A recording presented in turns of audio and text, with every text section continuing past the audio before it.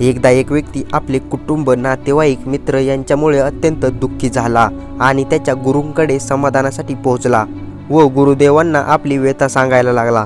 तो म्हणाला, माझे मित्र, माझी पत्नी, माझी मुले आणि माझ्या आजूबाजूचे लोक प्रत्येकजण खूप स्वार्थी आहे. कोणीही परिपूर्ण नाही. मी काय करू गुरुदेव? त्या व्यक्तीची व्यथा समजून घेऊन गुरुजींनी त्याची समस्या चांगलीच समजून घेतली. हसत हसत म्हणाले, बेटा, तुझी समस्या फारच गंभीर आहे, यात काही शंका नाही. ती वेळी सोडवणे आवश्यक आहे. तू आजची रात्र आश्रमात राहा. मी रात्री विचारमंथन करीन आणि सकाळी उपाय सांगेन.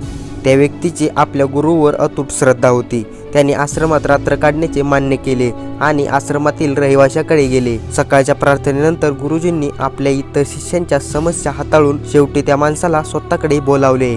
आश्रमात एक रात्र घालवल्याचा अनुभव आपल्या शिक्षकांना सांगण्यापासून ती व्यक्ती स्वतःला रोखू शकली नाही आणि म्हणाली, गुरुदेव, तुमच्या आश्रमातही स्वार्थी लोकांनी आपला तळ ठोकला आहे. प्रत्येकजण तुमच्याकडून काही ना काही हवं म्हणून इथे राहिला आहे. गुरुदेवांनी तो जे काही बोलतोय ते गांभीर्याने ऐकले आणि शेवटी म्हणाले, मी एक कथा सांगतो, ती गांभीर्याने ऐक.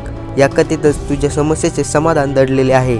एका गावात एक खास खोली होती, ज्यात 1000 आरसे होते. एक लहान मुलगी त्या खोलीत गेली आणि खेळू लागली. तिने 1000 मुली तिच्याबरोबर खेळताना पाहिल्या आणि ती त्या मुलींचे प्रतिबिंब बघून आनंदित झाली.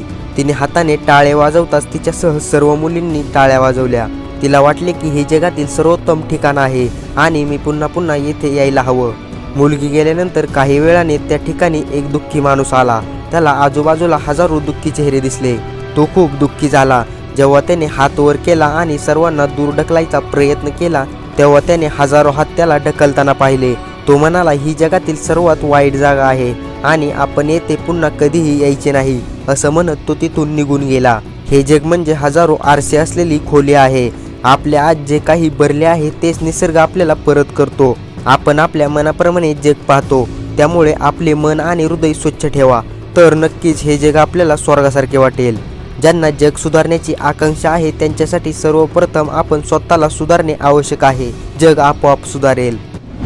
आय होप मित्रांनो, ह्या व्हिडिओमधून तुम्हाला खूप काही शिकायला मिळाले असेल. तर मित्रांनो, व्हिडिओ कसा वाटला, काय वाटलं, कॉमेंट्समध्ये जरूर कळवा. आणि अशाच नवनवीन प्रेरणादायी कथांसाठी आपल्या एजी मोटिवेशन स्टोरीज या यूट्यूब चॅनेलला सबस्क्राईब करा आणि बेल आयकॉन प्रेस करा. धन्यवाद.